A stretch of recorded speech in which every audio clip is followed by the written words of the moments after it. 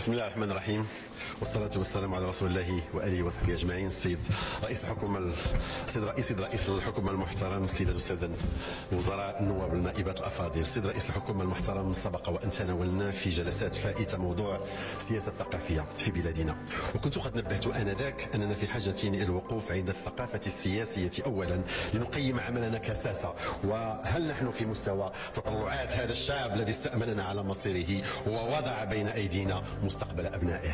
مرة أخرى هو نقد ذاتي لنا جميعا يعكسه العجز الوظيفي والبنيوي الذي وصلنا إليه اليوم كوسائط أحزاب وبرلمان وحكومة ونقابات ومجتمع مدني وإعلام. جميل جدا أن نتوق إلى مغرب المونديال والمغرب تي جي في والترامواي، بالمقابل معظم المواطنون يئنون تحت وطأة الغلاء والبلاء وشح الماء، والحمد لله مؤخرا على رحمة السماء. اليوم كالأمس تختارون مناقشة السياسة التعليمية للمرة الثانية، والواقع وبالنظر إلى واقع الحال نحن في حاجة إلى مناقشة التعليم السياسي ومحو الأمية السياسية في زمن الابتذال والابتهان والخلاعة السياسية. هي كلمات ستجدونها قاسية سيد رئيس الحكومة، لكنها تعكس قساوة الظروف الجاثمة على صدور أبناء الوطن وحرقة العيش الكريم الذي لا نرضى غيره للمواطنين. التعليم السياسي يا سادة يقتضي إعداد مسؤول يجعل المواطن وكرامته في صلب رؤيته السياسية، في التنزيل والأجرأة، وليس على مستوى الوعود الانتخابية السخية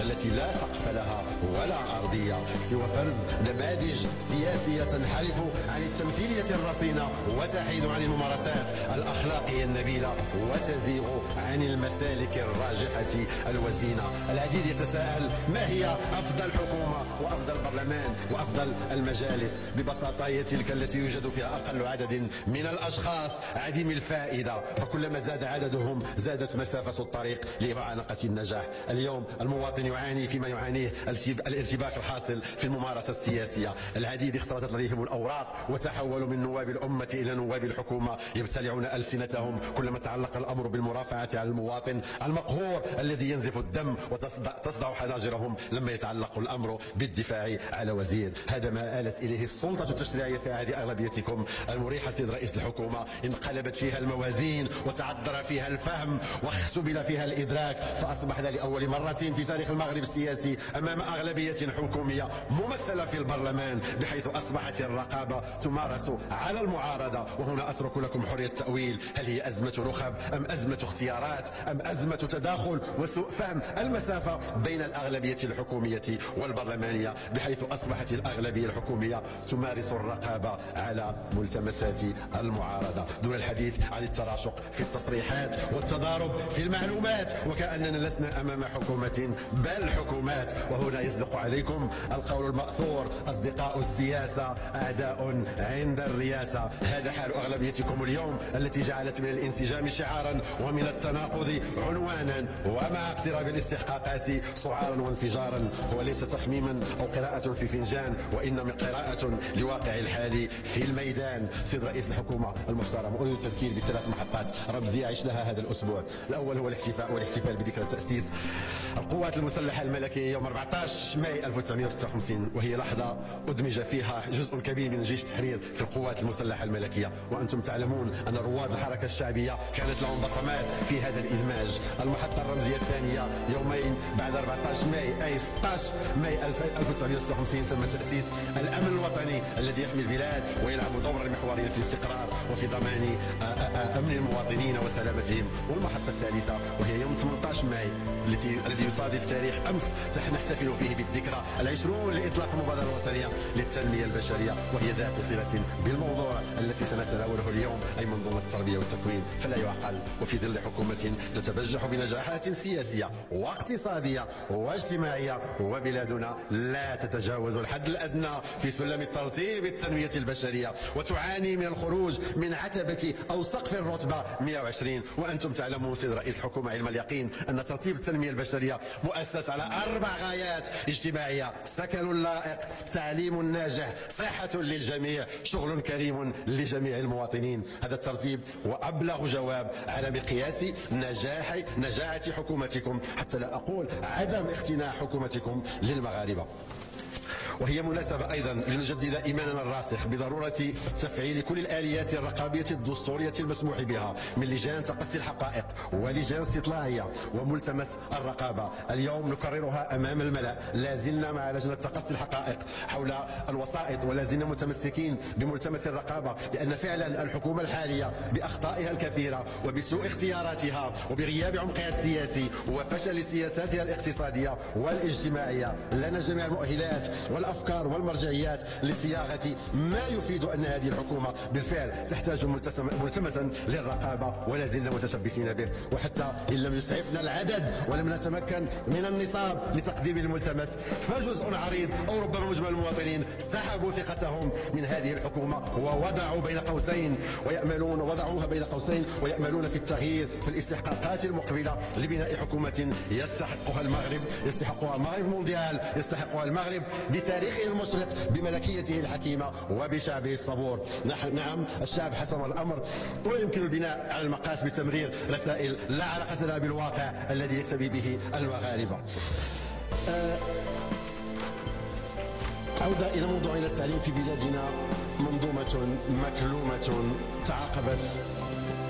تعاقبت عليها حكومات وتداولت عليها سياسات، أعطاب واختلال وتشويه واضطراب. رأس مال الشعوب هي التربية، وعدو الشعوب هو الجهل، والجهل أكثر كلفة من التعليم. كما هو المعلم هناك اعتقاد أن الأستاذ موهوب هو مكلف، والواقع أن الأستاذ السيء والرديء أكثر كلفة، لأن الأوطان تقوم على كاهل ثلاثة: فلاح يغذيه، جندي يحميه، ومعلم يربيه. ومن فتح مدرسة أغفل سجنا، فهل أغفلت مدارسنا أبواب سجوننا؟ ذاك هو السؤال. أم اكتظت السجون بفتح المدارس؟ وتلك هي الطامة الكبرى. جوج حوايج لا ثالث لهما، بحيث إلى حدود اليوم باقي ما بديناش الإصلاح ديال التعليم. فإما ما عرفناش الطريق ليه، أو هناك إرادة غائبة أو مغيبة من أجل الإصلاح. اسمحوا لي ما عندناش شي تفسير آخر. حوالي 39 وزير تعاقبوا على تدبير القطاع، حوالي 16 المشروع إصلاحي اللي كان التعليم ديالنا حقل التجارب ليه. الفترة ما بين 2008 2018 عرفت، انتبهوا معايا، 13 خطاب ملكي، جوج الرسائل سامية لها علاقة بمنظومة التربية والتكوين والبحث العلمي. آخر إصلاح كان هو القانون الإطار للتربية والتعليم والبحث العلمي، قدموا الوزير سعيد أمزازي، صوتنا عليه كاملين أغلبية ومعارضة، وتم المصادقة عليه من أعلى سلطة في البلاد. طبقا لأحكام الدستور حدد القانون الإطار الطريق السيار اللي هي الطرود، المبادئ والأهداف الأساسية لسياسة الدولة واختياراتها الاستراتيجية من أجل إصلاح المنظومة. من بعد نقاش ومصادقة كل الأطياف السياسية ليظهر وزير في أغلبيتكم وبنزوة عابرة وجرة قلم تائهة أجهزتم على الرؤية الاستراتيجية، فاختلط لديكم السلك والمسلك، فأصبحتم في تيه عن كل الأسلاك، وعوض أن تكونوا كفة السلاك أصبحتم سبب الهلاك. النتيجة عودة إلى نقطة الصفر، مناظرات جهوية، مشاورات جديدة حول المدرسة والجامعة لبناء إصلاح للإصلاح وتشخيص للتشخيص، وهكذا يصبح قطاع التعليم رهينا للولايات الانتخابية المتعاقبة. الحصيلة أو حصيلة هذا التخبط هو التقرير العالمي للتعليم الصادر هذه السنة. انتبهوا معايا، صنف المغرب في المرتبة 63 من بين 72 دولة، أيضا من آخر 9 دول في آخر الترتيب، وسجلنا ترتيب متأخر في معظم المؤشرات. يكفي التذكير بترتيب التلاميذ المغاربة المستوى الرابع ابتدائي والثانوي والثاني إعدادي في ذيل الترتيب العالمي في العلوم والرياضيات. المرعب أننا في الرتبة ما قبل الأخيرة ضمن 57 دولة على مستوى تقييم تطور الكفايات القراءة عباد الله. والخبر المزلزل هو أن 60% من التلاميذ في المغرب لا يتحكمون في كفايات الحد الأدنى لمستويات الأداء في القراءة. أما الجامعات فترتيبنا غائب في لائحة 20 دولة إفريقية لتظهر مرتبتنا ضمن آخر الدول المرتبة حسب 40 دولة إفريقيا وليس عالميا. غادي نحبس هنا لأن هذه الأرقام كلها محبطة ومسببة للاكتئاب إلى ما قلتش الغثيان. هي مناسبة السيد رئيس الحكومة لنسائلكم عن السند القانوني لاعتماد 30 سنة للتوظيف في التعليم، وانتم كتضربون في العمق النظام الوظيفه العموميه الذي ترفضون تعديله وكتعدلوا جزئيا، ولكن ما عندكمش الجرأه السياسيه باش تناقشوه فيما سميناه واقترحنا عليكم في البديل الحركي بالقانون الاطار للوظيفه العموميه حتى يلائم المستجدات. باي حق جهه من الجهات يكون عندها 4% ديال الموارد البشريه ديال البلاد، وهنا كنستحضر الجهه ديال ضرعه فيلات، ها فين كتبان غياب العداله المجاليه، وها فين كنزيدوا الحيف والاقصاء حق واحد المجموعه ديال الجهات. سؤال مباشر لكم سيد رئيس الحكومه، شنو هو السر في عدم عقد اللجنه الوطنيه تتبع تفعيل القانون الاطار اللي كترأسوها انتم؟ ولو اجتماع واحد منذ تنصيب هذه الحكومه، وهادشي منصوص عليه في الماده 57. قانون الاطار تنشر في الجريده الرسميه نهار 9 غشت 2019، ازال تنزيل مبرمج في 3 سنوات.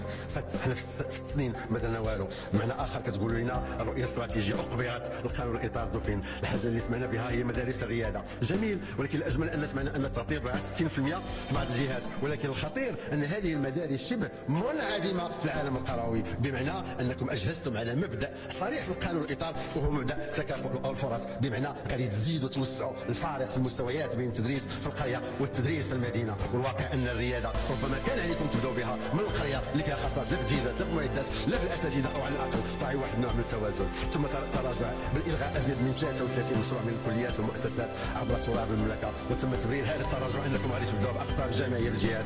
قولوا لنا واش بغيتوا قطب جامعي واحد في شي جهه، حتى واحد جامعه. شكرا سيد الرئيس. اسمح لي سيد الرئيس، تفضل.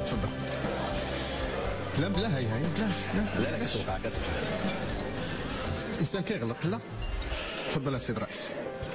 جامعة ابن زهر، غادي نعطيك واحد المعلومة صادمة سيد رئيس الحكومة. جامعة ابن زهر حاليا واش برك انها كتغطي 52% من التراب الوطني المغربي، كيتواجدوا بها طلبة من 4 الجهات 17 اقليم. السؤال هنا واش الحي الجامعي باكادير كافي لهذ الطلبة كاملين؟ اما المنحة فاضحوك 20 درهم في اليوم لطلبة الاجازة و38 طلبة الدكتوراه. بالله عليكم واش بهاد 20 درهم في المغرب اليوم اللي بلا التضخم فيه مستويات غادي نصنعوا به باحثين ونصنعوا به كفاءات، علما ان مجمل منوحين من عائلات ما فحالهمش طبعا وكيعولوا كل شكرا.